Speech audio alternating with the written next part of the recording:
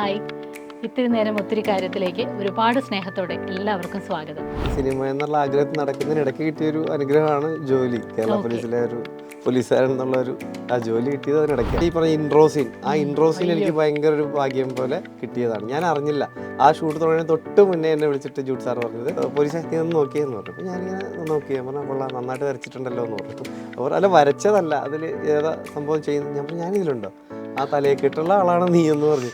ഞാൻ അയാളാണല്ലോ മൊത്തം, അത് തന്നെ, അത് ചെയ്യണം എന്ന് പറഞ്ഞു. ഈ പറഞ്ഞ എൻ്റെ ഒരു ക്രൈസിൻ്റെ പുറത്ത് ഈ പറഞ്ഞ ഡിപ്പാർട്ട്മെൻറ്റ് സോഷ്യൽ മീഡിയ ഹാൻഡ്ലിങ് ഡിപ്പാർട്ട്മെൻറ്റായിട്ട് തുടങ്ങിയപ്പോൾ ആദ്യമായിട്ട് വന്ന സംഭവങ്ങൾക്കെല്ലാം തന്നെ എന്നെ തന്നെ വെച്ച് ചെയ്യാനുള്ള ഒരു മനസ്സ് ട്രിവാൻഡ്രത്ത് പോലീസുകാർക്കുണ്ടായി. എനിക്ക് മാക്സിമം ഈ പറഞ്ഞ ചിരിച്ചു പോകാമെന്ന് വലിയൊരു ആഗ്രഹമുള്ള കൂട്ടത്തിലാണ്. എനിക്ക് ഒന്ന് സങ്കടപ്പെട്ടിരിക്കുക, അല്ലെങ്കിൽ എന്താ ഒരു താല്പര്യമില്ലാത്തവരെ നിൽക്കുക, അങ്ങനെയുള്ളവരെ ഞാൻ പ്രത്യേകിച്ച് നോട്ടിട്ട് ചെന്ന് കയറും. അങ്ങനെ ഒരു വ്യക്തിയായിട്ടാണ് എനിക്ക് എന്നെ തോന്നിയിട്ടുള്ളത്.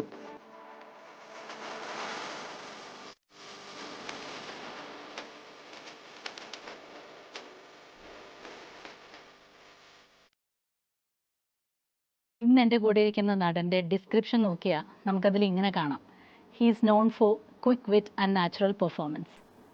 വളരെ നാച്ചുറലായ അഭിനയത്തിലൂടെ മലയാള സിനിമയിൽ സ്വന്തമായ ഒരു സ്ഥാനം അടയാളപ്പെടുത്തിക്കൊണ്ടിരിക്കുന്ന ഒരു യങ് ആക്ടറാണ് ഇന്ന് എൻ്റെ കൂടെ, ജിബിൻ ഗോപിനാഥ്. ഈ ഇത്തിരി നേരം നമുക്ക് ജിബിൻ്റെ ഒത്തിരി കാര്യങ്ങൾ കേൾക്കാം. ഹായ് ജിബിൻ. നമസ്കാരം.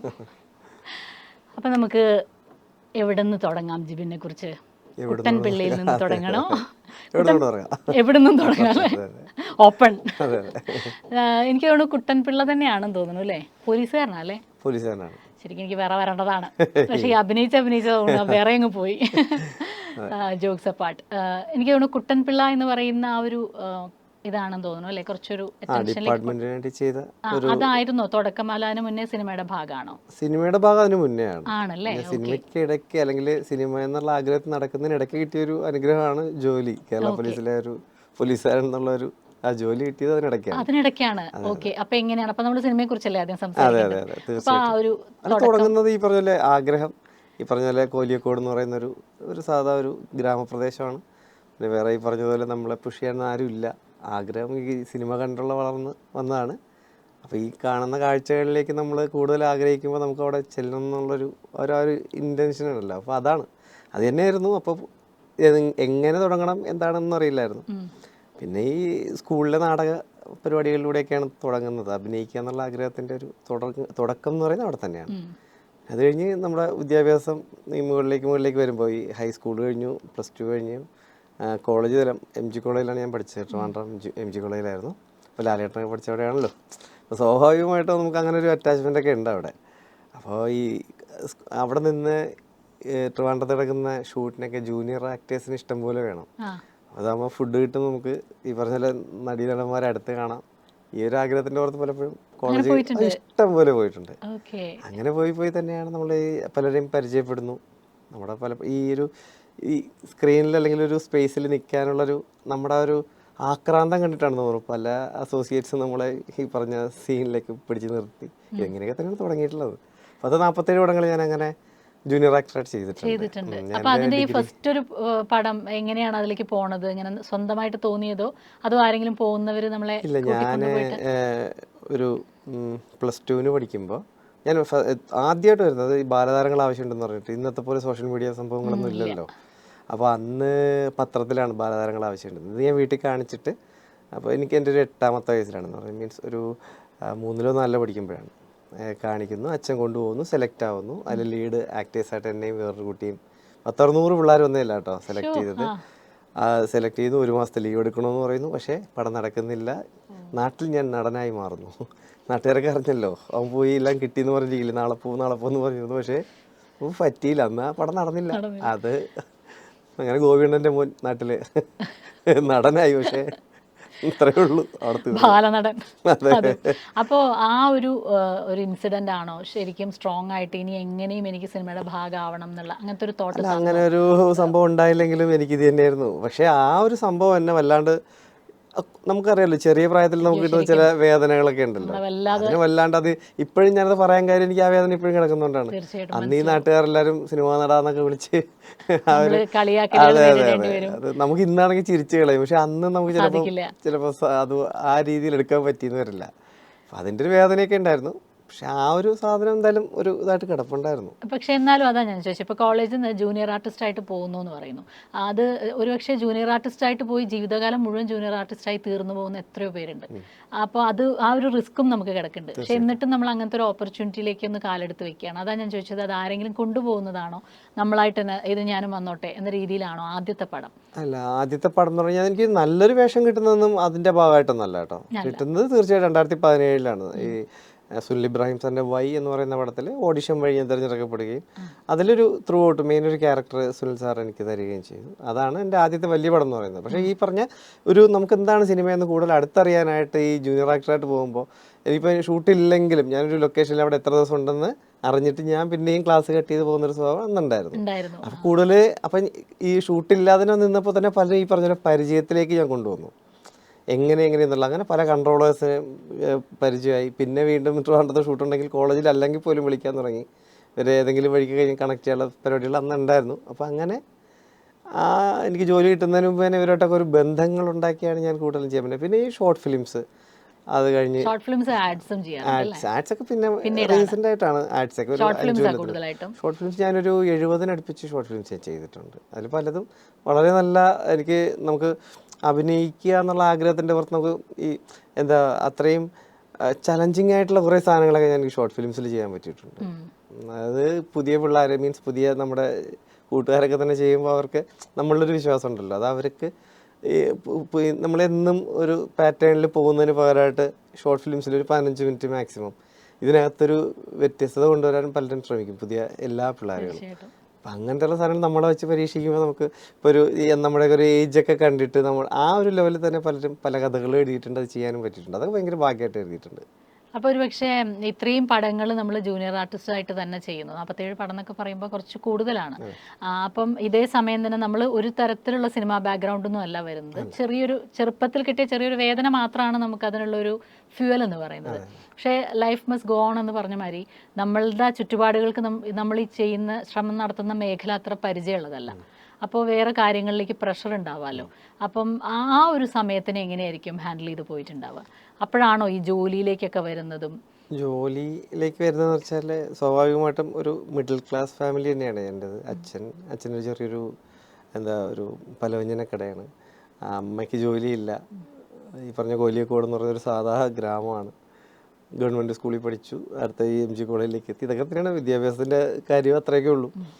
അപ്പോൾ അവിടുന്ന് പിന്നെ ഞങ്ങളെ പുഷ് ചെയ്യാനൊന്നും ആരുമില്ല. ഇത് സ്വന്തം ഈ ആഗ്രഹത്തെ കൊണ്ടുവരാന്നുള്ളൂ. ഇത് കഴിഞ്ഞ് ഡിഗ്രിയെ കഴിഞ്ഞപ്പോൾ എന്ത് ചെയ്യും, കുറേ ട്യൂഷനൊക്കെ എടുത്ത് കിടന്നതാണ്. ട്യൂഷൻ എടുത്ത് കിടക്കുമ്പോഴും നമുക്ക് ഈ ഉള്ളിലൊരു സാധനം ഉണ്ടല്ലോ, ഈ ജനറൽ നോളജ് സംഭവം അത്യാവശ്യം പണ്ട് മുതലേ ഈ പത്രം വായിക്കുന്ന അത്യാവശ്യം നല്ലൊരു ശീലമുണ്ട്. ദിവസം ഒരു 3 പത്രം വായിക്കുന്ന ഒരു ശീലം കുഞ്ഞുനാളിലേ ഉണ്ട്. അപ്പോൾ ആ ഒരു ബേസ് ഉണ്ടായിരുന്നു. അപ്പോൾ അത് തന്നെ ആ സമയത്ത് എഴുതി, ഡിഗ്രിയെ കഴിഞ്ഞ് നിൽക്കുന്ന സമയത്ത് എഴുതിയ ഏകദേശമുള്ള ടെസ്റ്റുകളിലും എനിക്ക് നല്ല രീതിയിൽ PSCയിൽ റാങ്ക് വന്നു. അന്ന് കൂട്ടത്തിൽ നല്ല ബേസിക് പേയ്മെൻറ്റ് ഉണ്ടായിരുന്ന പോലീസിലേക്ക് ഞാൻ വരികയാണ് ഉണ്ടായത്. ആ സമയത്ത് അനിയൻ ആർമിയിലേക്ക് പോയി. അവൻ +2 കഴിഞ്ഞുകൊണ്ട് തന്നെ അവൻ ഈ പറഞ്ഞ NCCയും കാര്യമൊക്കെ ആയിട്ടൊക്കെ നടന്ന ആളാണ്. ഞങ്ങൾ 2 പേരാണ്. അപ്പോൾ അനിയൻ നേരെ ആർമിയിലേക്ക് പോയി. അവനിപ്പോൾ 15 വർഷത്തെ സർവീസ് കഴിഞ്ഞപ്പോൾ യൂണിയൻ ബാങ്കിൽ ജോലിക്കാരനായിട്ട് കയറുകയും ചെയ്തു. അവൻ ക്ലറിക്കൽ പോസ്റ്റിൽ അവൻ ജോയിൻ ചെയ്തു. അപ്പോൾ അങ്ങനെയാണ് ആ ഒരു അധികം നാൾ ഈ ഡിഗ്രി കഴിഞ്ഞിട്ട് അധികം നാളൊന്നും വെറുതെ നിൽക്കേണ്ടി വന്നിട്ടില്ല. ട്യൂഷൻ എടുത്ത് 1.5 കൊല്ലത്തിനകത്തിന് എനിക്ക് പോലീസിൻ്റെ ലിസ്റ്റിൽ വന്ന് ഞാൻ ജോയിൻ ചെയ്യുകയും ചെയ്തു. ആ ഈ ട്രെയിനിങ്ങിനിടയ്ക്ക് ഈ പറഞ്ഞ പോലെയാണ് ഓഡീഷൻ അറ്റൻഡ് ചെയ്തിട്ടുണ്ട്. ട്രെയിനിങ്ങിനിടയ്ക്ക് ഞാൻ മെഡിക്കലൊക്കെ അടിച്ചു പോയി ചെയ്തിട്ടുണ്ട്.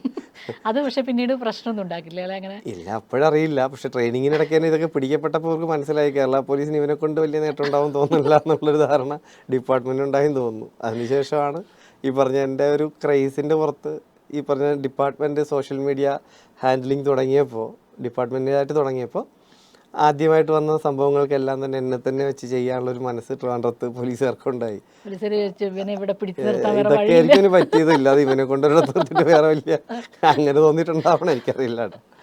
അപ്പോൾ എങ്ങനെ ആ ഒരു കൺസെപ്റ്റും കാര്യങ്ങളൊക്കെ എങ്ങനെയാണ് നിങ്ങൾ ഒരുമിച്ച് പ്ലാൻ ചെയ്യുക, അങ്ങനെയൊക്കെ ആയിരുന്നു പോലീസിലെ? ഞങ്ങൾ സോഷ്യൽ മീഡിയ സെല്ലിൽ ആക്ച്വലി അവിടെ ഒരു അരുൺ BT എന്ന് പറഞ്ഞ അടുത്തൊരു സുഹൃത്തുണ്ട്. അപ്പോൾ ഇവൻ ആദ്യമായിട്ട് ഞങ്ങൾ അവിടെ ചെയ്യുന്നൊരു വീഡിയോ എന്ന് പറഞ്ഞാൽ കുട്ടമ്പിള്ളയ്ക്ക് മുന്നേ കോവിഡിൻ്റെ ആദ്യ സമയത്ത് നമ്മളെല്ലാം ഭയങ്കര പാനിക്കായിട്ട് നടക്കുന്നൊരു സമയമാണ്.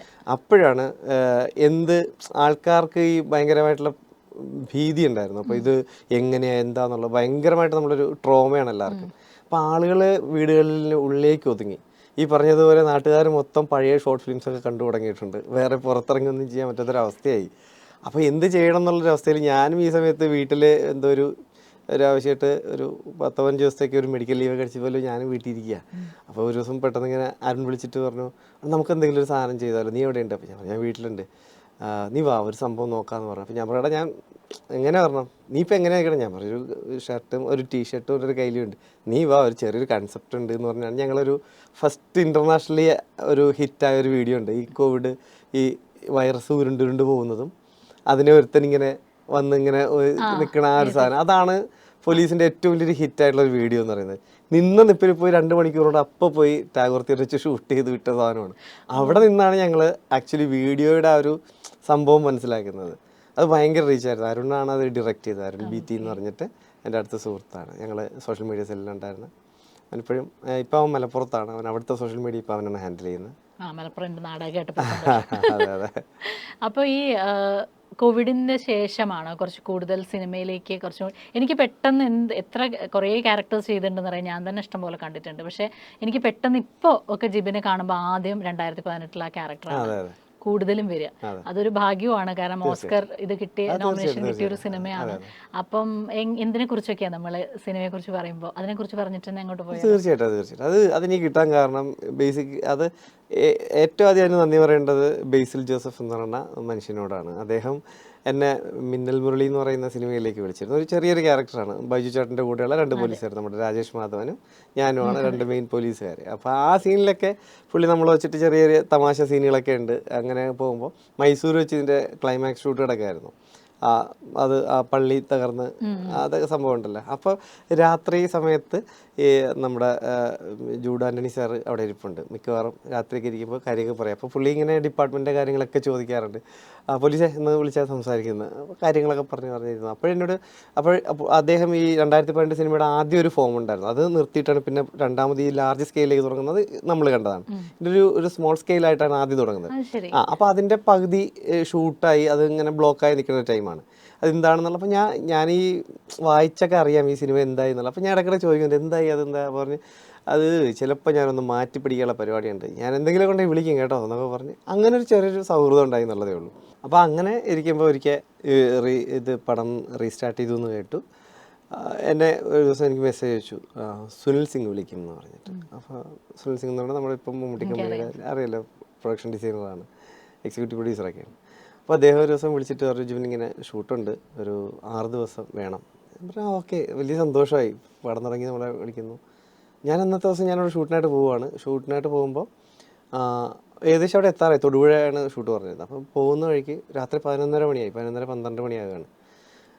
ആ സമയത്ത് എവിടെ താമസിക്കണം എന്നുള്ള ലൊക്കേഷൻ വന്നിട്ടില്ല. ഞാനങ്ങനെ നമ്മുടെ അദ്ദേഹം അത് വേറെ കൺട്രോളുണ്ട്, പുള്ളിയെ ഞാൻ വിളിച്ചിട്ട് ഞാൻ ചോദിച്ചേട്ടാ എവിടെയാണ്? അയ്യോ ജിബിൻ നാളെ ഷൂട്ടില്ല ജിബിന്. അപ്പം ഞാൻ ഏകദേശം ഒരു 12 മണി സമയമായി രാത്രി. എനിക്ക് പിടുത്തമില്ലാത്തൊരു സ്ഥലം, ഒരു എരുമേലി ഭാഗത്തൊക്കെയാണ് വണ്ടി ഇങ്ങനെ കറങ്ങിപ്പോണൊരു വണ്ടി തൊടുപുഴയ്ക്ക്.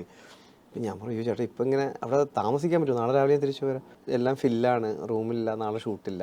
ഞാനങ്ങനെ പെട്ട് ഞാനൊരു എരുമേലിയിലൊരു ഹോട്ടലിലേക്ക് കയറി, അവിടെ വണ്ടി നിർത്തി കഴിക്കാനായിട്ട് കയറുമ്പോൾ ചെല്ലുമ്പോൾ എനിക്ക് ഏറ്റവും സന്തോഷമായിട്ടുള്ള സംഭവം എന്ന് പറഞ്ഞാൽ അന്ന് എൻ്റെ ഈ ഫോൺ പേയുടെ പരസ്യം ദുൽഖറും സംബന്ധമായിട്ടുള്ള ഒരു വൻ ഹിറ്റായിട്ടുള്ളൊരു പരസ്യം ഉണ്ടായിരുന്നേ. അപ്പോൾ അതിങ്ങനെ ലൈവായിട്ട് അവിടെ കാണിച്ചുകൊണ്ടിരിക്കുകയാണ് ആ സമയത്ത്. അപ്പോൾ ആൾക്കാർ കഴിച്ചുകൊണ്ടിരിക്കുന്നവരൊക്കെ ആ പരസ്യത്തിൻ്റെ അല്ലെങ്കിൽ നമ്മുടെ റീച്ച്, അതാണ് ഞാൻ ആലോചിച്ച് നോക്കിയത്. ഒരു നിമിഷം നമ്മൾ പണ്ട് കേട്ടുള്ളൊരു പാട്ടാണ് അവരതിൽ മിക്സ് ചെയ്ത് വെച്ചേക്കുന്നത്, അവനവും കുരുക്കുന്നത്, ആ ഒരു പാട്ടുണ്ടല്ലോ റാംചറാവിലെ. അപ്പോൾ ആ ഒരു സാധനം കണ്ട ആൾക്കാർ ജസ്റ്റ് ഇങ്ങനെ ടി വിയിലേക്ക് ആ ഒരു 30 സെക്കൻഡ് ആ മൊമെന്റ്സ് ആൾക്കാർ അവിടെ കൊടുത്ത് ചിരിച്ചിട്ട് വീണ്ടിരുന്ന് കഴിക്കണുണ്ടപ്പോൾ ഞാനായിരുന്നു തിരിച്ചറിഞ്ഞിട്ടില്ല. പക്ഷെ ആ ഒരു 30 സെക്കൻഡ് വേറെ കുറേ പരസ്യങ്ങൾ വന്നു, പക്ഷെ അതൊന്നും കാണാതെ എനിക്ക് തോന്നുന്നു അവരുടെ ഒരു റീച്ചാണ്, മീൻസ് അതിൻ്റെ ഒരു രസകരമായിട്ട് എടുത്തിട്ടുണ്ട്, വളരെ നല്ലൊരു പരസ്യമാണ്. അപ്പം അതെനിക്ക് ഭയങ്കര സന്തോഷമുള്ളായിരുന്നു. അപ്പം ഞാൻ ഭയങ്കര അന്ന് സിനിമയിൽ എനിക്കൊരു അവസരം പോയല്ലോ, എന്നിട്ട് ഞാനത് ജൂഡ് സാറിനെ വിളിച്ച് അറിയിക്കാനൊന്നും പോയില്ല. കുറേ നാൾ എനിക്ക് തോന്നുന്നു അതിൻ്റെ ഷെഡ്യൂളൊക്കെ ആയിരുന്നു തോന്നുന്നു. അപ്പോൾ ആ ഒരു ഗ്യാപ്പിൽ വെച്ചിട്ട് ഞാൻ മെസ്സേജ് അയച്ചു, ഞാൻ വന്നിരുന്നു പക്ഷെ അന്ന് ഷൂട്ട് മാറിപ്പോയി, അത് ഇല്ലയെന്ന് പറഞ്ഞു. കുഴപ്പമില്ല, അടിപൊളി ആവട്ടെ എന്നൊക്കെ പറഞ്ഞൊരു മെസ്സേജ്. അപ്പോൾ എനിക്ക് അപ്പം തന്നെ പറഞ്ഞു അത് അവരറിയിക്കാൻ വിട്ടുപോയതാണ്. ആക്ച്വലി അതിൽ നിനക്കൊരു പോലീസ് ക്യാരക്ടറായിരുന്നു, മനഃപൂർവ്വം ഞാൻ പറഞ്ഞു അവനെ വിളിക്കണ്ട, പോലീസ് സ്റ്റേഷൻ വേണ്ട, വേറെ ക്യാരക്ടറുണ്ട്, അടുത്ത ഷെഡ്യൂൾ ഉടനെ തുടങ്ങുന്നുണ്ട്, നിന്നെ വീണ്ടും സുനിൽ സിംഗ് വിളിക്കും എന്ന് പറഞ്ഞു. പിന്നെ വിളിച്ചിട്ട് ഒരു 10 ദിവസം എന്ന് പറഞ്ഞ് ഒരു ഫിഷർമാൻ്റെ ക്യാരക്ടറാണ്, ആസിഫിനും ലാൽ സാറിനൊക്കെ ഒക്കെ കൂടെയുള്ളതാണെന്ന് പറഞ്ഞു. അപ്പോൾ എനിക്ക് ഭയങ്കര ഹാപ്പിയായി. അപ്പോൾ വിളിക്കുന്നു. അത് പക്ഷേ 10 ദിവസം എന്ന് പറഞ്ഞ് തുടങ്ങിയിട്ട് എനിക്ക് ഏകദേശം 28-30 ദിവസത്തോളം പടം ഉണ്ടായിരുന്നു. അത് അതിൽ മാത്രമല്ല ഈ പറഞ്ഞ ഇൻട്രോ സീൻ, ആ ഇൻട്രോ സീൻ എനിക്ക് ഭയങ്കര ഒരു ഭാഗ്യം പോലെ കിട്ടിയതാണ്. ഞാൻ അറിഞ്ഞില്ല. ആ ഷൂട്ട് തുടങ്ങുന്നതിന് തൊട്ട് മുന്നേ എന്നെ വിളിച്ചിട്ട് ജൂഡ് സാർ പറഞ്ഞത്, അത് ഇതിൻ്റെ ഓരോ ഷോട്ടും വരച്ച് വെച്ചിട്ടുണ്ട്, വലിയൊരു ബോർഡിൽ പിൻ ചെയ്ത് വെച്ചിട്ടുണ്ടായിരുന്നു, ഓരോ ഷോട്ടും എങ്ങനെ പോകണം എന്നുള്ളത്. ഒരു ഈ പറഞ്ഞ ഈ സിനിമ ഒരു ബുക്കാണ്, നമുക്ക് എങ്ങനെ ഒരു സിനിമ ചെയ്യണം എന്നുള്ളതിൻ്റെ ഒരു ഒരു ഒരു പുസ്തകമാണ് ജൂഡ് സാർ അത് മൊത്തത്തിൽ ചെയ്ത് വെച്ചിട്ടുള്ളത്. നമ്മൾ കൂടെ നിന്നിട്ട് അതറിയാം. അപ്പോൾ എന്നോട് ഇങ്ങനെ വിളിച്ചിട്ട് ചോദിച്ചു, നോക്കിയേ പോലീസ് നീ ഒന്ന് നോക്കിയെന്ന് പറഞ്ഞു. അപ്പോൾ ഞാനിങ്ങനെ നോക്കി, ഞാൻ പറഞ്ഞാൽ കൊള്ളാം, നന്നായിട്ട് വരച്ചിട്ടുണ്ടല്ലോ എന്ന് പറഞ്ഞു. അപ്പോൾ അല്ല വരച്ചതല്ല, അതിൽ ഏതാ സംഭവം ചെയ്യുന്നത്. ഞാൻ പറഞ്ഞു ഞാനിതിലുണ്ടോ, ആ തലയെക്കെട്ടുള്ള ആളാണ് നീ എന്ന് പറഞ്ഞു. ഞാൻ പറഞ്ഞു അയാളാണല്ലോ മൊത്തം. അത് തന്നെ, അത് ചെയ്യണം എന്ന് പറഞ്ഞു. അപ്പം ഞാനാകെ അപ്പോൾ എന്താ സംഭവം എന്ന് ചോദിച്ചപ്പോൾ പറയുന്നത് ഇങ്ങനെ കടലിൽ പ്രശ്നമാണ് അവിടെ, അത് ഇതാണെന്നൊക്കെ പറഞ്ഞു. ഞാൻ പറഞ്ഞു ഞാൻ പോലീസ് ചെയ്യും, എനിക്ക് ഉറപ്പാണ് എന്ന് പറഞ്ഞു. അപ്പോൾ ആ ഒരു കോൺഫിഡൻസ് എനിക്ക് തന്നതിലാണ് ഞാൻ പറഞ്ഞത് എന്നാൽ ഞാൻ ഓക്കെയാണ് ചെയ്യുന്നു. ഫസ്റ്റ് നമുക്ക് ആ റിഹേഴ്സൽ എന്ത് ചെയ്യണം എന്നുള്ള നമുക്ക് നോക്കാം എന്ന് പറഞ്ഞ് ഫുൾ പ്ലേ ചെയ്ത് കാണിക്കുന്നു. അത് വന്നിട്ട് പുള്ളി ഇങ്ങനെ ഈ പറഞ്ഞ പോലെ അതിനകത്തേക്ക് പോണ്ടിനകത്തേക്ക് വന്നിട്ട് പൂളിനകത്ത് വന്നിട്ട് അത് പറഞ്ഞു എനിക്കിത് തന്നാൽ മതി, എനിക്ക് ഇനി കട്ട് പോകുമ്പോൾ എല്ലാം അങ്ങനെ വേണമെന്ന്. പിന്നെ ഞങ്ങൾ 10 ദിവസം ആ ഒരു ഷൂട്ടിലായിരുന്നു. എനിക്കതൊരു ദൈവഭാഗ്യം പോലെ, അദ്ദേഹത്തിന് അത് ചെയ്യാൻ, ഞാനത് പെർഫോം ചെയ്യുമെന്ന് എനിക്ക് തോന്നുന്നു. ആ സിനിമയിലെ ആദ്യ സീനാണെങ്കിൽ പോലും എൻ്റെ അവസാന സീനുകൾ അതിലായിരുന്നു എടുക്കുന്നത്. എനിക്ക് തോന്നുന്നു അതിന് മുന്നേയുള്ള സാധനങ്ങൾ കണ്ട് അദ്ദേഹം കൺവിൻസ് ആയിട്ടായിരിക്കണം ആ സാധനം ജീവനെ കൊണ്ട് ചെയ്യിക്കാമെന്ന് തോന്നിച്ചതെന്ന് ഞാൻ വിചാരിക്കുന്നു. എന്തായാലും അതൊരു വലിയ ഭാഗ്യമാണ്, ഇത്രയും വലിയൊരു പടം ലോകം മുഴുവൻ അക്സെപ്റ്റ് ചെയ്ത, അല്ലെങ്കിൽ നമ്മളെല്ലാവരും ആ 2018 ഇഷ്യൂവിൽ സങ്കടപ്പെട്ട മലയാളി മുഴുവൻ ഉൾക്കൊണ്ടൊരു സിനിമയാണത്. അപ്പോൾ അതിൽ ഇത്രയും നല്ലൊരു ക്യാരക്ടറാകാൻ പറ്റിയതിന് ഞാൻ അദ്ദേഹത്തോട് അതിൻ്റെ ഒരു നന്ദിയും, അതൊന്നും എനിക്ക് എത്ര പറഞ്ഞാലും അത് തീരൂല. അങ്ങനെ ഒരു സംഭവമാണത്. അവിടുന്നാണോ പിന്നെ കുറച്ചും കൂടി അത് നല്ല കഴിഞ്ഞാണ്, അതെ, ഞാൻ ഈ പറഞ്ഞ ഈ സിനിമ കഴിഞ്ഞ് ആദ്യ ഷോ കഴിയുമ്പം തന്നെ പലരും, ഞാൻ ഈ പറഞ്ഞല്ലേ ചാൻസുകൾ അല്ലെങ്കിൽ അവസരങ്ങൾ എന്ന് പറഞ്ഞാൽ ചോദിച്ച് വാങ്ങിക്കാനുള്ളതാണ്. ഞാൻ ഈ ഒരു ദിവസം ഈ പറഞ്ഞ പോലെ എനിക്ക് ചില കണക്കുകളുണ്ടേ, ഇന്ന് എത്ര പേരെ വിളിക്കണം എന്ന് കണക്കൂട്ടി വെച്ച് ചെയ്യുന്നിട്ട് ഞാൻ ടിക്കിടും ഏത് ഡേറ്റ് എന്നുള്ളതിൽ. പിന്നെ 2 ആഴ്ച 3 ആഴ്ച കഴിഞ്ഞ് അടുത്ത വിളിക്കുള്ളൂ, ഫോളോ അപ്പ്. അപ്പോൾ ചെയ്യുന്നതാണ്. ഇപ്പോൾ ഇങ്ങനെ പലർക്കും മെസ്സേജ് അയച്ചും വിളിച്ചൊക്കെ പൊയ്ക്കൊണ്ടിരിക്കുന്ന ഒരാളാണ്. അപ്പം ഞാനിപ്പോഴും അതൊക്കെ തന്നെയാണ് ചെയ്യുന്നത്, എല്ലാം നല്ല ഞാനത് ചെയ്തു ഇത് ചെയ്തു എന്നൊക്കെ പറഞ്ഞിട്ട്. അപ്പോൾ എനിക്ക് തോന്നുന്നു തിരക്ക് കൊണ്ടാവാം റിയാക്ട് ചെയ്യാത്ത പലരും പടം കണ്ടിട്ട്, കാര്യം എൻ്റെ നമ്പറൊക്കെ ഇവരിൽ സേവ്ഡ് ആണെന്ന് എനിക്ക് അന്നാ മനസ്സിലായത്. കാര്യം അതെ, അല്ല നമ്മൾ ചില നേരത്ത് ഇവനാന്ന് പറഞ്ഞ് അറിയാത്ത നമ്പർ പോലെ എടുക്കണ്ടല്ലോ എന്ന് എടുത്തിട്ടൊക്കെ ആയിരിക്കണം പലരും സേവ് ചെയ്ത് വെച്ചത്. അപ്പോൾ പിന്നെ പേര് കൊണ്ട് എടുക്കണ്ടല്ലോ, അത് കുറ്റായിട്ടല്ല കേട്ടോ, ഞാൻ തമാശയായിട്ട് പറഞ്ഞതാണ്. എന്നാൽ പോലും പലരും വിളിച്ചു ജീവൻ നന്നായിട്ട് ചെയ്തു കേട്ടോ എന്ന് പറയുമ്പോൾ നമുക്ക് കിട്ടിയൊരു, അവിടെ നിന്ന് നമുക്ക് അടുത്ത സ്റ്റെപ്പാണ്. അപ്പം നമുക്ക് അങ്ങനെ ഒരു സാധനം തന്നാൽ വർക്കാവും, ആ വർക്കായി. അപ്പോൾ ഇനി ഇതുപോലെയുള്ള അല്ലെങ്കിൽ ഇതിന് മുകളിലേക്കുള്ള സാധനത്തിലേക്ക് എത്തണം, അതായിരുന്നു, അങ്ങനെയായിരുന്നു. അതെനിക്ക് അതുകൊണ്ട് ആ ഒരു പടം എനിക്ക് അങ്ങനെ ഒരു എൻ്റെ ഒരു ഒരു മൈൽ സ്റ്റോൺ പോലെ വെച്ചേക്കുന്നൊരു സംഭവമാണത്. തീർച്ചയായിട്ടും. ഇപ്പോൾ ഈ സമയത്ത് നല്ല കാര്യങ്ങൾ പറഞ്ഞു പോകുമ്പോൾ ചോദിക്കേണ്ടതാണോ എന്ന് എനിക്കറിയില്ല, പക്ഷേ അവസരങ്ങൾ കിട്ടുന്നു. അതുപോലെ തന്നെ ചിലപ്പോൾ നമ്മളെ ഒഴിവാക്കാൻ വേണ്ടി ഇപ്പോൾ നമ്മൾ തമാശയായിട്ടൊക്കെ ഇങ്ങനെ പറഞ്ഞു, ഇപ്പോൾ ജിബിനെ വിളിച്ച് ഒരുപാട് പ്രതീക്ഷ തരുന്നു, അല്ലെങ്കിൽ ജിബിൻ അത്രയും പ്രതീക്ഷ കാത്തിരുന്ന് ഇന്നൊരു കഥാപാത്രം അത് ജിബിൻ തന്നെയാണ് എന്ന രീതിയിൽ പറഞ്ഞിട്ട് അത് ജിബിൻ അല്ലാതെ പോകുന്ന അവസ്ഥകൾ ചിലപ്പോൾ ഉണ്ടായിട്ടുണ്ടാവാനില്ലായിരിക്കാം. അങ്ങനെ നേരിടേണ്ടി വന്നിട്ടുണ്ട്? അയ്യോ, അത് ഒന്നൊന്നുമല്ല കേട്ടോ, ഒത്തിരി ഉണ്ട്.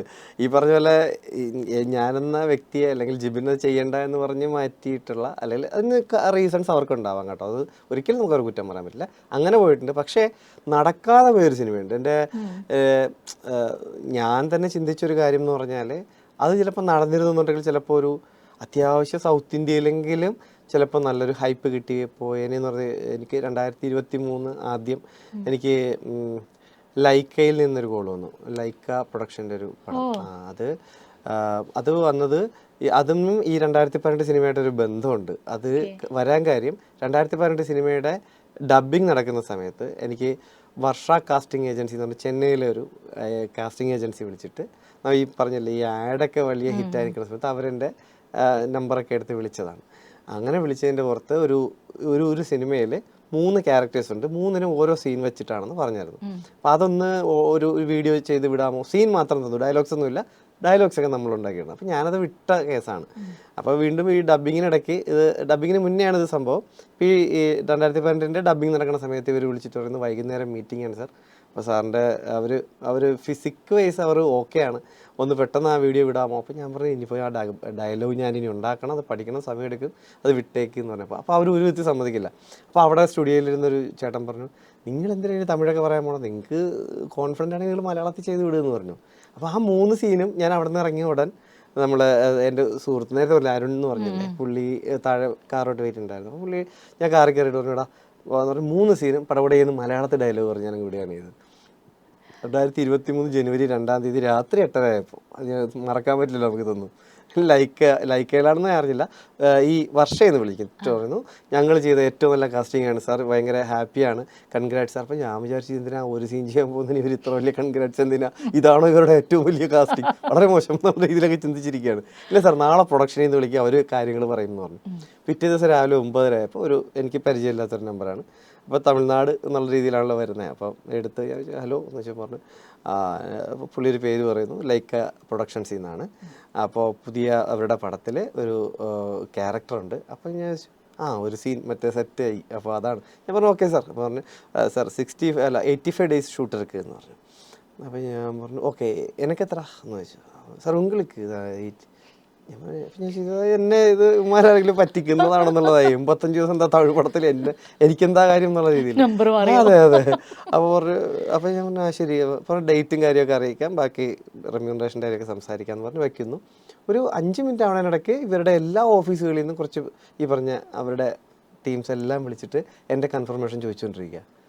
അപ്പോൾ എനിക്കാകെ ഒരു ഇതായി. പിന്നെ വീണ്ടും മറ്റേ ആൾ എന്നെ നേരത്തെ വിളിച്ച ആൾ വിളിച്ചിട്ട് ഞാൻ ചോദിച്ചു ആരാണ് എന്താണ് പടം ഏതാണെന്ന് വെച്ചാൽ പറഞ്ഞു, സാർ നമ്മ നയൻതാര മാമിൻ്റെ ഹസ്ബൻഡ് വിഘ്നേഷ് ശിവൻ സാർ അവരുടെ പുതിയ പടത്തിലാണെന്നൊക്കെ പറഞ്ഞിട്ട് ഞാൻ പറഞ്ഞു എന്നിട്ട് പറഞ്ഞു, അവർ പറഞ്ഞു ഹീറോയുടെ റൈറ്റ് ഹാൻഡ് ക്യാരക്ടറാണ്, ത്രൂ ഔട്ട് ഉണ്ട്, അതാണ് ഈ 6 മാസം കൊണ്ടാണ് ഷൂട്ട് എന്നൊക്കെ പറഞ്ഞിട്ട് മാസത്തിൽ 10 to 15 ദിവസത്തിനകത്ത് ഷൂട്ട് ഉണ്ടാവുള്ളൂ, ബാക്കിയുള്ള ദിവസം നിങ്ങൾക്ക് ഏത് പടമെന്ന് വെച്ചാൽ ചെയ്യാം, ഇതെല്ലാം പിന്നെ എഗ്രിമെൻ്റ് ഉണ്ടാവും, കാര്യങ്ങളൊക്കെ പറഞ്ഞു. ലുക്ക് വൈസൊന്നും വേറെ വിഷയങ്ങളൊന്നുമില്ല, നിങ്ങൾ ആ ലുക്കിൽ തന്നെ പോയി അഭിനയിച്ചോളൂ. ഞാൻ ഇതൊക്കെ ഇട്ടിട്ട് ഞാൻ പറഞ്ഞു ശരിയോ. അപ്പോൾ ഞാൻ പറഞ്ഞു ആരാ ഹീറോ ആരാ? നമ്മ തല അജിത് സാർതാ. എൻ്റെ തല ഇങ്ങനെ പെരുക്കാൻ തുടങ്ങിയിട്ടേ ഇതൊക്കെ വിശ്വസിക്കാൻ വയ്യാത്തൊരു സംഭവം ഉണ്ടല്ലോ. അത് ഇങ്ങനെ പറഞ്ഞു. പിന്നെ ഡേറ്റ് വന്നു, എനിക്ക് ജനുവരിയിലെ ഡേറ്റ് വന്നു, ഫെബ്രുവരിയിലെ ഡേറ്റ് വന്നു, മാർച്ചിലും ഡേറ്റ് വന്നു. ഇത്രയും തന്നിട്ട് ഇങ്ങനെ ജനുവരിയിലത് മാറി ഫെബ്രുവരിയിലേക്ക് വന്നു. അപ്പം അതും 2 തവണയായിട്ട് വീണ്ടും മാറി. ഉടനെ അറിയിക്കുക അടുത്ത ഡേറ്റ് എന്ന് പറഞ്ഞതിനിടയ്ക്ക് എന്നോട് ചെന്നൈയിലുള്ളൊരു കൂട്ടുകാരൻ പറഞ്ഞു ആ പടത്തിന് എന്തോ ചെറിയ പ്രശ്നം ഉണ്ടാന്ന് പറഞ്ഞ് അറിയിക്കുകയാണ് ചെയ്തത്. അപ്പോൾ പിന്നെ ഞാനിതിൻ്റെ ഈ ട്വിറ്ററിലൊക്കെ ഇതായിട്ട് ഫോളോ ചെയ്ത് പോയപ്പോൾ മനസ്സിലായി പടം പതിയെ ഡ്രോപ്പ് ആവുകയാണ് എന്നുള്ളത്. അതെനിക്കൊരു ആക്ച്വലി ഞാൻ ഹോസ്പിറ്റലൈസായി ഇത് കഴിഞ്ഞിട്ട്. കാര്യം ഞാൻ അത്രയും പ്രതീക്ഷ വെച്ചു, പുറത്താരോടും പറഞ്ഞില്ലെങ്കിലും അതൊരു കാര്യം. മലയാളത്തിൽ നിന്ന് ആ സമയത്താണ് ലിയോയിൽ മാത്യൂസ് പോകുന്നത്. ഞാനിങ്ങനെ അതിന് പാരലായിട്ട് അജിത് സാറിൻ്റെ പടത്തിലേക്ക് നമുക്ക് ഒരു എൻട്രി കിട്ടുമ്പോൾ നമുക്ക് നമ്മുടെ ഇൻഡസ്ട്രിയിൽ നമുക്കുണ്ടാകുന്ന നമ്മളെ ശ്രദ്ധിക്കും, അത് ശരി ഇവൻ ഇതൊക്കെ ചെയ്യുന്നുണ്ട് എന്നുള്ളൊരു, നമ്മളെപ്പോഴും അറ്റൻഷനാണല്ലോ, സിനിമ എന്ന് പറഞ്ഞാൽ അറ്റൻഷനാണല്ലോ. അപ്പം ഞാൻ അത്രയും പ്രതീക്ഷിച്ചിരുന്നതാണ്. അപ്പോൾ അത് ഒരു നിമിഷം കൊണ്ട് ഈ ചീട്ടുകൊട്ടാരം പോലെ പൊളിഞ്ഞു വീണപ്പോൾ ഞാൻ ഹോസ്പിറ്റലായിപ്പോയി. അതായി പോയതാണ്. കാര്യം എനിക്ക് എൻ്റെ ആ ഒരു പ്രഷർ താങ്ങാൻ പറ്റിയില്ല. അത് പിന്നെ ഹൈ പ്രഷർ കയറി, അങ്ങനെയൊക്കെ ഒരു സംഭവം അതുണ്ടായിട്ടുണ്ട്. പിന്നെയുണ്ട് ഈ ലീഡ് ആർട്ടിസ്റ്റിന് മീൻസ് അത് വേറെ, അതൊക്കെ വേറെ, അവർക്ക് കംഫർട്ടല്ല എന്ന് പറഞ്ഞിട്ട് പോയ സംഭവങ്ങളൊക്കെ ഉണ്ടായിട്ടുണ്ട്. അതും ഈ പറഞ്ഞ പോലെ ഉറപ്പിച്ചതാണ്. എനിക്ക് എന്നെ വിളിച്ച് ഈ സമയത്ത് ഡേറ്റ് വേറെ കൊടുക്കരുത്, പക്ഷെ അവർ ഒരു കാര്യം ചെയ്തു, 99% മാത്രമേ ഓക്കെ ഉള്ളൂ എന്നുള്ളത്, 1% മാറ്റിയിട്ടിരുന്നു. ആ 1%ാണ് ലീഡ് ആക്ട്രസ് വന്നപ്പോഴത്തേക്കും അതുകൊട്ടെ അതിനി പറയേണ്ട ആവശ്യമില്ല. പുള്ളിക്കാരിക്ക് ഞാൻ കംഫർട്ടല്ല, പുള്ളിക്കാരി വേറെ കംഫർട്ടുള്ള ആൾക്കാരുണ്ട് എന്ന് പറഞ്ഞിട്ട് പോയ സംഭവങ്ങളും ഉണ്ട്. അതൊക്കെ കഥകൾ അങ്ങനെ പോട്ടെ, അത് അങ്ങനെയൊക്കെ സംഭവിച്ചിട്ടുണ്ട്. അതൊക്കെ സ്വാഭാവികമായിട്ടോ, സിനിമയാണ്. ഇപ്പം എനിക്ക് തന്നെ വേണം എന്ന് ഞാൻ വാശി പിടിച്ചിട്ട് കാര്യമൊന്നുമില്ല, എനിക്കുള്ളതാണെങ്കിൽ വരും. അത് എന്നിൽ നിന്ന് പോകുന്നുണ്ടെങ്കിൽ ആ ആളിന് വിധിക്കപ്പെട്ടതാണെന്ന് ഞാൻ വിശ്വസിക്കുന്നതാണ്. അതിൽ ആരെയും കുറ്റം പറഞ്ഞിട്ട് കാര്യമില്ല. അതിലൊരു തെറ്റോ ശരിയോ നമുക്ക് കണ്ടുപിടിക്കാൻ പറ്റില്ല. അങ്ങനത്തെ ഒരു സാധനമായിട്ടാണ് എനിക്ക് തോന്നിയിട്ടുള്ളത്. അങ്ങനെ മുന്നോട്ട് പോയി ഇപ്പം അത്യാവശ്യം കുഴപ്പമില്ലാത്ത രീതിയിൽ നല്ല അല്ലേ കുറച്ച് തീർച്ചയായിട്ടും മുന്നിലേക്ക് വന്ന് നിൽക്കുന്ന ലെവലില് പറയാലോ അല്ലേ, കുറച്ച് നമുക്ക് അങ്ങനെ ലീഡ് ചെയ്ത് എന്നൊക്കെ നമുക്ക് പറയാം. ലീഡ് ചെയ്ത് തന്നെ നിൽക്കുന്ന ലെവലിലേക്ക് ജിബിൻ വളർന്നുകൊണ്ടിരിക്കുന്നു. തീർച്ചയായിട്ടും അങ്ങനെ തന്നെ പറയണം.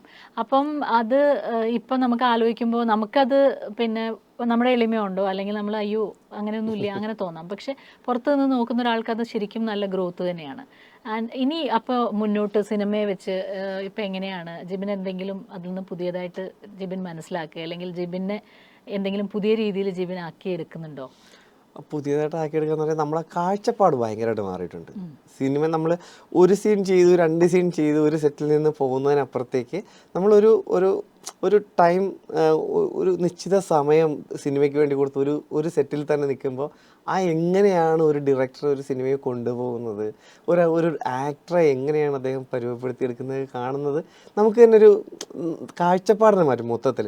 ചേട്ടാ ഞാനിത് ചെയ്തത് പുള്ളി അത് അങ്ങനെ ചെയ്തത് കൊണ്ടാണ്, അല്ലെങ്കിൽ ഈ ക്യാരക്ടറിനെ ത്രൂ അതിൽ കൊണ്ടുപോകുന്നത് ഇദ്ദേഹത്തിൻ്റെ അത് ഭയങ്കര ഒരു സംഭവമാണ് ഈ ഡയറക്ഷൻ എന്നൊക്കെ പറയുന്നത്. ഞാനിപ്പോൾ മിഥുൻ മാനുവൽ സാറിൻ്റെ അണലി എന്ന് പറയുന്ന സീരീസിൽ ഒരു ലീഡ് ക്യാരക്ടർ ചെയ്യുന്നുണ്ട്. ലിയോണയാണ് അതിൽ മെയിൻ ആക്ട്രസ്. അപ്പോൾ അതിൽ ഒരു ക്യാരക്ടർ ഞാനാണ് ചെയ്യുന്നത്. അതിൽ വളരെ നല്ലൊരു ക്യാരക്ടർ ഞാൻ പണ്ട് ഈ ആട് പുള്ളിയുടെ ആ കാലം തൊട്ട് ഞാൻ ആഗ്രഹിക്കുന്നതാണ് അദ്ദേഹത്തിൻ്റെ എന്തെങ്കിലും ഒരു ക്യാരക്ടർ കിട്ടിയെങ്കിൽ എന്നുള്ളത്. പക്ഷേ ഇപ്പോൾ ഈ പറഞ്ഞില്ലേ, നമ്മളെ ആഗ്രഹം ഇത്രത്തോളം അത് കൂടുമോ അത് നമ്മളിലേക്ക് വരും, അത് എത്തും, അത് എത്തിയിരിക്കും. നമ്മൾ അതിൻ്റെ പുറകെ പോകുന്നതിനനുസരിച്ചിട്ട് നമ്മളിലേക്ക് വരും. നമ്മൾ അങ്ങോട്ട് എത്ര പ്രശ്നം എടുക്കും, ഇങ്ങോട്ടും വരാനൊരു പ്രശ്നം അതും കാണിക്കും എന്നുള്ളതാണ്. ആ സിനിമയും കാണിക്കും 100%. അത് നമുക്ക് വേറെ ചതിയോ കള്ളൊന്നും കാണിക്കാതിരുന്നാൽ മതി, അത് നമ്മളിലേക്ക് തന്നെ വരും. നമ്മളൊരു ശ്രമം നടത്തുക എന്നുള്ളത് മാത്രമേ ഉള്ളൂ. ഞാൻ പറഞ്ഞില്ലേ, ഈ പറഞ്ഞ അദ്ദേഹം ഒരു സീരീസാണ് ചെയ്യുന്നത്, വലിയൊരു സീരീസാണ്, നമുക്കൊക്കെ വളരെ ഇൻട്രസ്റ്റിംഗ് ആയിട്ടുള്ളൊരു സീരീസ് ആയിരിക്കും എന്ന് ഉറപ്പുള്ളതാണ്. ഹോട്ട്സ്റ്റാറിന് വേണ്ടി ചെയ്തുകൊണ്ടിരിക്കുകയാണ്. അപ്പം അതിലങ്ങനെ ഒരു വേഷം കിട്ടി. ഞാനിപ്പോൾ അദ്ദേഹത്തിൻ്റെ കൂടെ നിൽക്കുകയാണ്. എന്ത് ഈസി ആയിട്ടാണ് ആക്ടേഴ്സിനെയൊക്കെ അദ്ദേഹം ഇങ്ങനെ ഗ്രൂം ചെയ്ത് കൊണ്ടുവരുന്നതേ. അത് ഒരു സ്പേസ് തന്നു കഴിഞ്ഞാൽ ഇങ്ങനെ കയറി കളിക്കും എല്ലാവരും. ആ പ്ലേ അങ്ങ് തരികയാണ്. അവിടെ നിന്ന് കൊള്ളാം കേട്ടോ, നന്നായിട്ടുണ്ടോ എന്ന് പറയുമ്പോൾ നമ്മൾ അന്ന് തട്ടുമ്പോൾ കിട്ടുന്നൊരു സാധനമുണ്ട്. നമുക്ക് അടുത്തതിലോട്ട് കയറാൻ അടുത്ത ആഗ്രഹമാണ്. അപ്പോൾ ഞാനിപ്പോൾ അങ്ങനെ ഇപ്പോൾ അതിലാണ് ഇപ്പോൾ ചെയ്തുകൊണ്ടിരിക്കുന്നത്. ആ ഒരു സാധനമാണ് ചെയ്തിരിക്കുന്നത്. പിന്നെ ഇപ്പോൾ ഈ പറഞ്ഞാൽ ഒരു ലീഡ് ക്യാരക്ടർ ഒരു പടം ചെയ്തു. ഇപ്പോൾ അതിപ്പോൾ ഞാൻ വെളിയിൽ പറഞ്ഞിട്ട് പോലും ഇല്ല. ഇപ്പം ഞാൻ പറഞ്ഞ എനിക്ക് തോന്നുന്നു എക്സ്ക്ലൂസീവായിട്ടുണ്ട്. അതെ എനിക്കറിയാം. ഞാനിങ്ങനെ രാശി വെച്ച് മറ്റേ കബഡി നിർത്തി കണ്ടുപിടിച്ചതാ. അതെ, അപ്പോൾ പറയില്ലേ കേട്ടോ. അപ്പോൾ അതിൻ്റെ ഇനിയിപ്പം അനൗൺസ്മെൻ്റ് ഒക്കെ ഉണ്ടാവും. അപ്പോൾ അഞ്ജലി നായരാണ് പേരായിട്ട് ചെയ്തത്. അപ്പോൾ ഞങ്ങളുടെ ഒരു ഫാമിലി ഒരു സബ്ജക്റ്റാണ് അത്. ഈ പറഞ്ഞ പോലെ ഭയങ്കര തിയേറ്ററിക്കലി അങ്ങനെ ഒരു സംഭവമാണെന്ന് പറയുന്നില്ല. അങ്ങനെയാണ് ഒരു കുറച്ച് ഫെസ്റ്റിവൽ മൂഡിലുള്ള സാധനമാണ്. അതുപോലെ കഴിഞ്ഞ വർഷത്തെ ഒരു വലിയൊരു അവാർഡ് ഒക്കെ വാങ്ങിച്ചൊരു ഒരു പിള്ളേർ ടീമുണ്ട് മലയാളത്തിൽ. അത് ഞാൻ എടുത്ത് പറയുന്നില്ല, അത് അനൗൺസ്മെൻ്റ് ആയിട്ടില്ല. അവരുടെ പുതിയ സിനിമയിലും ഞാനാണ് ലീഡ്. അതെനിക്ക് ഭയങ്കര സന്തോഷമാണ്. കാര്യം എൻ്റെ പ്രായം, എൻ്റെ ഫിസിക്ക് ഇതൊക്കെ വെച്ചിട്ട് അങ്ങനെ ഒരു ക്യാരക്ടർ വെച്ച് അവർ ചെയ്യാൻ തയ്യാറാവുന്നതാണ്. അപ്പോൾ അതിനെ അവർക്ക് ഫസ്റ്റ് ഓപ്ഷനായിട്ട് ഞാൻ വന്നു. അത് മാത്രമല്ല, അല്ല വേറെ എന്തെങ്കിലും ഒരു മെറിറ്റിൽ ഞാൻ വന്നു എന്ന് ഞാൻ പറയുന്നില്ല. പക്ഷെ അവർ നോക്കുമ്പോൾ അത് പുള്ളി ചെയ്യും കേട്ടോ, അത് പുള്ളി കൂടി ചെയ്യിക്കാം. അവരുടെ ആ ഒരു വിശ്വാസമാണ്. അപ്പോൾ അവർക്ക് വിശ്വാസം വരുമ്പോൾ ഞാനും കോൺഫിഡൻ്റ് ആവും. അതൊക്കെ ഒരു വലിയ അനുഗ്രഹമായിട്ട് വിചാരിക്കുന്നു. അതാണ് ഇനി അടുത്തൊരു സംഭവമായിട്ട് ഞാൻ ചെയ്യാൻ പോകുന്നത്. പിന്നെ ഇനിയിപ്പം ഇതിനൊക്കെ മാറിയൊരു കാര്യം ചോദിക്കട്ടെ, ജിബിനെ പറ്റി എന്തെങ്കിലും ഒരാളോട് മെൻഷൻ ചെയ്യേണ്ടി വന്നു, ജിബിനെ അറിയാമെന്ന് പറയാം, എന്തെങ്കിലും ചെയ്താൽ എല്ലാവർക്കും ജിബിനെ ഒരുപോലെ ഇഷ്ടമാണ്. എന്ന് വെച്ചാൽ എല്ലാവർക്കും ഇഷ്ടമുള്ള ഒരു ലവബിൾ പേഴ്സൺ ആണ്. അപ്പം അതിൻ്റെ ഒരു സീക്രട്ട് എന്താ? അയ്യോ ജിബിൻ ചേട്ടൻ, ജിബിൻ, അങ്ങനെയാണ് ആൾക്കാർ പറയണത്. അതും കൂടി ഒന്ന് പറഞ്ഞു തന്നിട്ട് ഇവിടുന്ന് പോവാം. അതെനിക്ക് അറിഞ്ഞുകൂടാ കേട്ടോ. എനിക്ക് മാക്സിമം ചിരിച്ച് നിൽക്കാൻ ആഗ്രഹിക്കുന്ന ഒരാളാണ്. ആരോടാ കൂടെയാലും എനിക്ക് 2 മിനിറ്റിനപ്പുറം ഒന്നും ഒരാളോട് സംസാരിക്കാതിരിക്കാൻ പറ്റില്ല കേട്ടോ. എനിക്ക് സംസാരിക്കണം. ഒരാൾ മുഖം തിരിഞ്ഞാൽ ഞാൻ ചെന്ന് വിളിച്ചിട്ട് എന്തുണ്ട് വിശേഷം എന്ന് ചോദിച്ചിട്ട് തുടങ്ങുന്ന ഒരാളാണ്. എനിക്ക് മാക്സിമം ഈ പറഞ്ഞ പോലെ ചിരിച്ചു പോവുക എന്ന് വലിയൊരു ആഗ്രഹമുള്ള കൂട്ടത്തിലാണ്. എനിക്ക് ഒന്ന് സങ്കടപ്പെട്ടിരിക്കുക, അല്ലെങ്കിൽ ഒരു താല്പര്യമില്ലാത്ത പോലെ നിൽക്കുക, അങ്ങനെയുള്ളവർ ഞാൻ പ്രത്യേകിച്ച് നോട്ടെടുത്ത് ചെന്ന് കയറും. അങ്ങനെ ഒരു വ്യക്തിയായിട്ടാണ് എന്നെ തോന്നിയിട്ടുള്ളത്. എനിക്ക് അടങ്ങിയിരിക്കാൻ പറ്റൂല, അതാണ് എൻ്റെ വിഷയം. എനിക്ക് തോന്നുന്നു ഇഷ്ടപ്പെടുന്നവരുണ്ടാവും, ഇഷ്ടപ്പെടാത്തവരുണ്ടാവും. പക്ഷേ ഇഷ്ടപ്പെടാത്ത ഒരാളെ ഞാൻ ഇതുവരെ കണ്ടിട്ടില്ല കേട്ടോ, കണ്ട ഞാൻ അറിയിക്കാം. ഇപ്പോൾ ഒരുപാട് ക്യാരക്ടേഴ്സ് ചെയ്തു എന്നല്ല, പക്ഷെ എന്നാലും അത്യാവശ്യം റേഞ്ച് ഓഫ് ക്യാരക്ടേഴ്സിൽ പിന്നെ പോലീസ് സ്റ്റേഷൻ തന്നെ ചെയ്തിട്ടുണ്ടല്ലേ ഒത്തിരി. പക്ഷെ എല്ലാം ചെയ്യുമ്പോഴും ഇപ്പൊ പറയുമ്പോൾ 1 സീന 2 സീന എന്ന് പറഞ്ഞാലും നമുക്ക് ആ മാർക്ക് ചെയ്യും, ജിബിനാണ് ഏതാ നിങ്ങളൊന്നും ചോദിക്കില്ല. അപ്പൊ അത് നമ്മളെപ്പോഴും എന്താ പറയാ, ഒരു സാധനം നന്നാവാൻ നമ്മൾ എന്തോ ഒരു പൊടിക്കൈ, അതാണല്ലോ ഒരേപോലെയുള്ള ക്യാരക്ടേഴ്സ് ഒക്കെ ചെയ്യുമ്പോൾ പ്രത്യേകിച്ച്. അതിന് ജിബിന്റെ പൊടിക്കൈ എന്താ? പൊടിക്കൈയൊന്നുമില്ല. ഡയറക്ടർ എന്താണ് ഉദ്ദേശിക്കുന്നത് മാക്സിമം ഞാൻ മനസ്സിലാക്കാൻ ശ്രമിക്കും. പുള്ളി എന്താണ് ആഗ്രഹിക്കുന്നത് ആ സീനിൽ, അപ്പോൾ പുള്ളി ആഗ്രഹിക്കുന്നത് പോലെ ചെയ്യാൻ പറ്റുമോ എന്നുള്ള ഒരു റിഹേഴ്സലും കാര്യമൊക്കെ ഉണ്ടാവുമല്ലോ. അപ്പോൾ പുള്ളി അത് ഓക്കെ പറഞ്ഞു കഴിഞ്ഞാൽ ഓക്കെ, ഞാനും ഓക്കെയാണ്. അതല്ല ഇനി പുള്ളിക്ക് എനിക്ക് എന്തെങ്കിലും ഓപ്ഷൻ ചെയ്യാനുണ്ടോ എന്ന് ചോദിച്ചു കഴിഞ്ഞാൽ എനിക്ക് ഇതിൽ ഞാൻ ഇങ്ങനെ ചെയ്തോട്ടെ അല്ലെങ്കിൽ അങ്ങനെ ചെയ്തോട്ടെ എന്ന് മാക്സിമം ഞാൻ അങ്ങനെ സ്പേസ് ഉള്ളിടത്ത് ഞാൻ ചോദിക്കും. അപ്പോൾ അത് ഓക്കെ ആണെങ്കിൽ വേണ്ടെങ്കിൽ വേണ്ട, ഇല്ലെങ്കിൽ വേണമെങ്കിൽ വേണം. ആ ഒരു രീതിയിലാണ് ഞാൻ എപ്പോഴും ചെയ്യാൻ ശ്രമിക്കാറുള്ളത്. ഞാനിങ്ങനെ ചെയ്തോട്ടെ, അപ്പോൾ ആ ചെയ്ത് നോക്കടാ എന്ന് പറയും. അപ്പോൾ അത് ആ ഒരു സ്വാതന്ത്ര്യം അതിപ്പോൾ എനിക്ക് മാത്രമല്ല കേട്ടോ, ഏതൊരു ആക്ടറിനും ഇപ്പോൾ എല്ലാ ഡയറക്ടേഴ്സും കൊടുക്കുന്നുണ്ട്. സിനിമയുടെ ഔട്ട്പുട്ടിൽ അത് ഭയങ്കരമായിട്ടൊരു നിർണായകമായിട്ടുള്ള സാധനമാണ്.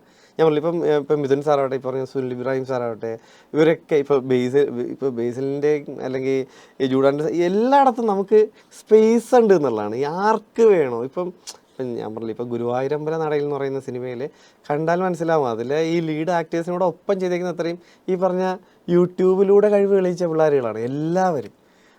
അതുകൊണ്ട് ഇപ്പോൾ എല്ലാവർക്കും സ്വന്തമായിട്ട് കളിക്കാനുള്ള ഏരിയ എല്ലാവരും തരുന്നുണ്ട്. ഇത്രയൊക്കെ ഞാനും ചെയ്യുന്നുള്ളൂ. ഞാൻ ഈ പറഞ്ഞ പോലെ യൂട്യൂബ് എന്ന് പറഞ്ഞാൽ പോലീസിൻ്റെ യൂട്യൂബ് വീഡിയോകളിലൂടെയാണ് ഞാനും അത്യാവശ്യം റീച്ചിലേക്ക് ആൾക്കാരിലേക്ക് എത്തിയത്. അപ്പോൾ അതുകൊണ്ട് തന്നെ അങ്ങനെ പ്രത്യേകിച്ച് പഠിക്കുകയൊന്നുമില്ല, ചെയ്യുക, നമ്മൾ ആസ്വദിക്കുക, കിട്ടുന്ന സാധനത്തിൽ പരിഭ്രമിക്കാതെ നമ്മൾ ആസ്വദിച്ച് ചെയ്യുമ്പോഴത്തേക്കും നമ്മളിലുള്ള ഒരു ഔട്ട് കിട്ടും. അത് മാത്രമേ വിശ്വസിക്കുന്നുള്ളൂ. അപ്പോൾ ഇനി വരുന്നതിൽ ഏറ്റവും എക്സൈറ്റിംഗ് ആയിട്ട് കാത്തിരിക്കുന്നത് ആണല്ലിയാണെന്ന് എനിക്കറിയാം. അതിൽ കുറച്ച് കാര്യങ്ങൾ പറയാണ്ട്, പക്ഷെ ഇപ്പോൾ പറയാൻ പറ്റില്ല എന്നും അറിയാം. അപ്പോൾ അതുകൊണ്ട് നമ്മളത് ചോദിച്ച് സമയം കളഞ്ഞിട്ടും കാര്യമില്ല. ഇപ്പോൾ മറ്റ് ഭാഷകളിൽ നിന്ന് വരുന്നുണ്ടോ? ഒരു തമിഴിൽ നിന്നും ഒരു ഇപ്പോൾ സംഭവം ചോദിച്ചിട്ടുണ്ട്. കന്നഡയിലൊരു പടം ഞാൻ ചെയ്യുന്നുണ്ട്. പിന്നെ വലിയൊരു സന്തോഷം, സണ്ണി ലിയോൺ ചേച്ചിയായിട്ടൊരു പടം ഞാനിപ്പോൾ ചെയ്തുകൊണ്ടിരിക്കുന്നുണ്ട്. ഭയങ്കര ഭീകരമായിട്ട് നമ്മളെ ഒരു കാഴ്ചപ്പാട് എന്തായിരുന്നു എന്നുള്ളതല്ല, പക്ഷെ കണ്ട് അവരെ പരിചയപ്പെട്ടു, അവരോടൊരു 10-15 ദിവസം അഭിനയിച്ചപ്പോൾ നമ്മളങ്ങൊരു വല്ലാതെ നമ്മളങ്ങ് എന്താ പറയുക, അത്രയും ഒരു ആരാധിക്കുന്ന ഒരു ലെവലിലേക്ക്, മീൻസ് അത്രയും ഒരു ഇടപെടലൊക്കെ. അവർ ലോകം മുഴുവൻ അറിയപ്പെടുന്ന ഒരു വ്യക്തിയാണ്. പക്ഷെ നമ്മളോടൊക്കെയുള്ള ഇടപെടലും ആ ഒരു സ്നേഹമൊക്കെ ഭയങ്കരമായിരുന്നു. നല്ലൊരു അതൊക്കെ ഒരു ഈ പറഞ്ഞ പോലെ ജീവിതത്തിൽ ഇവരൊക്കെ നേരിട്ട് കാണാൻ പറ്റുമെന്ന് വിചാരിച്ചിട്ടുള്ള ആളല്ല ഞാൻ. പക്ഷെ അവരോടൊക്കെ ഒരു 10 ദിവസം അഭിനയിക്കാന്ന് പറഞ്ഞാൽ വലിയൊരു സ്വന്തമായിട്ട് തന്നെ. അപ്പോൾ ഇനി മലയാളവും കടന്ന്, തമിഴും കടന്ന്, കന്നഡയും തെലുങ്കും എല്ലാം കടന്ന് പാൻ ഇന്ത്യനും പിന്നെ അത് കഴിഞ്ഞിട്ടൊരു യൂണിവേഴ്സൽ സ്റ്റാറും ഒക്കെ ആയിട്ട് ഇങ്ങനെ നിറഞ്ഞു നിൽക്കാൻ നമ്മുടെ ഗോപിയേട്ടൻ്റെ മോന് പറ്റട്ടെ. അപ്പോൾ അന്നത്തെ ആ ചൈൽഡ് ആർട്ടിസ്റ്റ് വിട്ടുപോയതോ നല്ലതെന്ന് തോന്നുന്നു. ഇപ്പൊ റൈറ്റ് ടൈമിലാണ് വന്ന് കയറിയത്. അപ്പോൾ എന്തായാലും ഈ ഇത് എന്താ പറയുക, സന്തോഷവും പോസിറ്റിവിറ്റി ഒക്കെ ഇങ്ങനെ സ്പ്രെഡ് ചെയ്ത് നല്ല നല്ല ക്യാരക്ടേഴ്സ് ഒക്കെ ചെയ്ത് അടിപൊളിയായി മുന്നോട്ട് പോകും. Thank you so much for being here. ഒരുപാട് സന്തോഷം കേട്ടോ. Thank you. നമുക്ക് വീണ്ടും കാണാം അടുത്ത ആഴ്ച.